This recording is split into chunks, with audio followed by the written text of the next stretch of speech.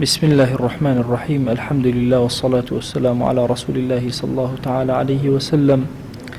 برزان خوشويستانم لدرسي دوهما لخزمة كتاب نيابي الأذكار إمام النووي كيشك لكتاب زور نياب تايبة كان كهم عسرك شن شركة لكاتكان من شن خلكي لكاتكان من لخزمة أم كتاب نيابا أبن قيشتي نباسي ذكري أويك إنسان أقل شو خبري بو هستا ولمالي خوي وستي بشيتا دروا أو ذكر تايبتان تشين كإخوانا أفرمي يستحب إذا استيقظ من الليل وخرج من بيته أن ينظر إلى السماء سنتها إنسان أقر هاتو شو خبري بو لمالا وشو دروا سيري آسمان بكا وسيري هساركان بكا أم آياتاني كوتاي دا آياتي كوتاي سورة آل عمران بخوانة إن في خلق السماوات والأرض واختلاف الليل والنهار أما بخوانة دا آيات سنتها إنسان لو كاتا كتشاو كاني برزكاته وبيخوان لصحيحين هاتوا لبخاري مسلمة كبيغمريان صلى الله عليه وآله وسلم أبو شوازي كردوا وبس لي سير كرني آسمان كرج لصحيح بخاريا ثابت بوا لفرماشتي ترى ابن عباس ومن أجرته أيضا لصحيحين هاتوا كبيغمريان صلى الله عليه وآله وسلم أجر شو هستايا تثابت وانا شو نيجي أكردو شو زندو أكردو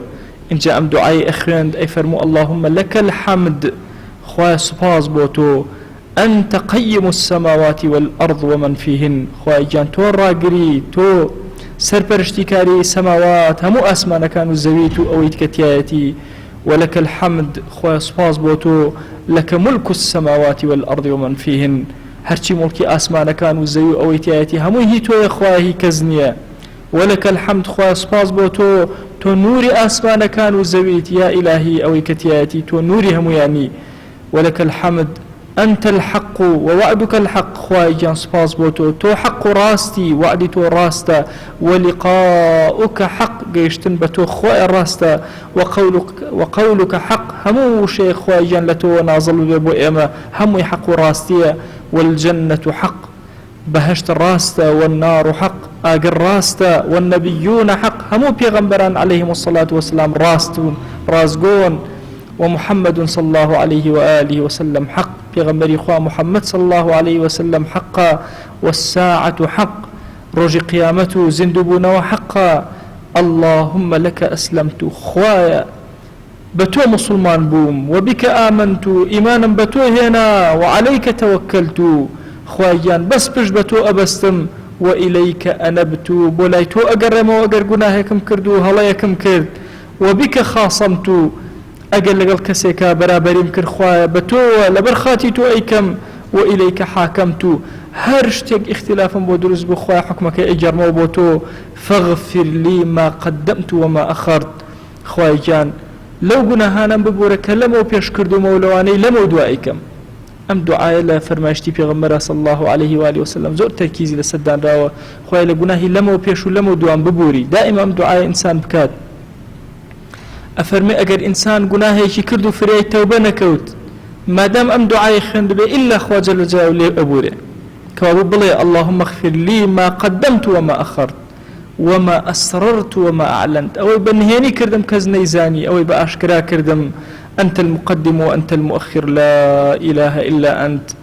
تو خواجان أول وآخري هيج خوايك وبرسراوك إلا تو نبي للرواهن دي رواتشا هات ولا أخير وبلا ولا حول ولا قوة إلا بالله العلي العظيم أفرمي هركسيك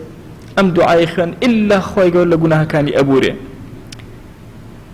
دعاء أما يتسر بابي كتير إمام النبي رضا رحمة خواي لبي أيش أويك إنسان شو سر أو تذكرك أخواني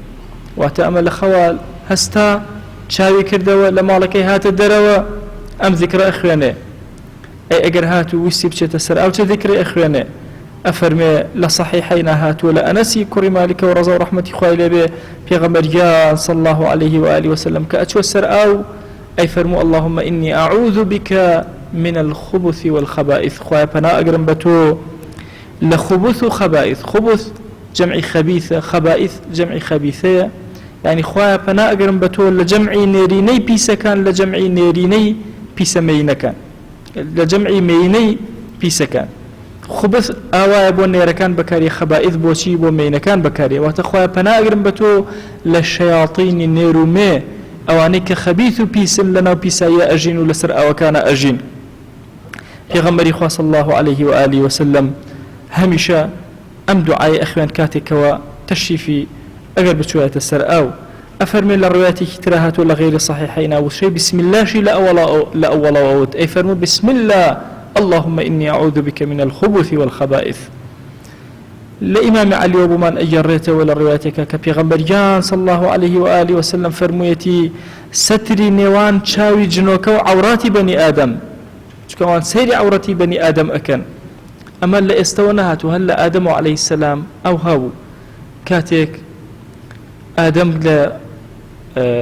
داركي خوارد أو بو عورتي دركوت بۆ شەیطان بۆ ئەم هەمووی کرد تەنها بۆی سەیری عەورەت و داوێنی بکە بۆیە ئەویش ڕای کرد لیوریەهما لە ئاەتەکەم یاد نەما سەوئاتیهما بۆی شەیطان بۆی سەوئاتی هەردووکیان عیبەی هەردووکیان سیر بکە بۆیە ئەو فێڵەی لێکردن و کاتێکیش کە لە دارەکەیان خوارێک سەر داوێنیان دەرکەوت ئەلەوێوە لەو کاتەوە هەتا ئێستا لە چیە تۆ بسم الله کرد ستر لە نێوان چاوەکانی شەیاطین و جنە بەرامبەر بە عەورەتی ئینسان بە بسم الله بۆی ئینسان کاتێک کە چوە سەر ئاو یا کاتێ ویسی جلد دابنێ وەکو لە ڕوایەتەکانی ترا پێشترا باسمان کرد ئینسان بسم الله ئەکا پارێزراو ئەبێت داوێن و عەورەتی لە چاوی شەیاطین و جن. ئەفەرمی ئەصحابی ئێمە ڕزا و ڕەحمەتی خوایان لەبێت لە مەذهبی ئیمامی شافعیە فەرموویانە سنت وهەیە یەکەم جار بڵێ بسم الله إن جاء اللهم إني أعوذ بك من الخبث والخبائث بلا وكو أو رواياتك واردة وهاتوة. لرواياتي كترى ابن عمر بمان أجرته وبيغمر صلى الله عليه وآله وسلم أفرمي إذا دخل الخلاء كاتك وأتشونا وسر أو أي فرمو اللهم إني أعوذ بك من الرجس النجس الخبيث المخبث الشيطان الرجيم. خواهي بنا أقرم بتو لو الرجس بيسا كبيسين مادي ومعنوي هي كخوي بيسا وخلقيش بيس أكا كبريتيل الشيطان الرجيم. أم دعاني بيغمبري خواه صلى الله عليه وآله وسلم لو كاتانا أخوان كوا أشونا وخلاء سر أو زانان أفرمون لما زبي خومانا أو سر أوي كإنسان بوي أشي سواء صحراء قوتيا دابنشي پشت برده بي جرداري بي خلائكي تايبت بي سر أوي تايبت بي كبو سر أو دروس كرابي لهر كامي كان بي سنة إنسان أم ذكرانا بخوانك بيغمريان صلى الله عليه وآله وسلم فيري كردوين خواجان لنوري أم كتابة منور مان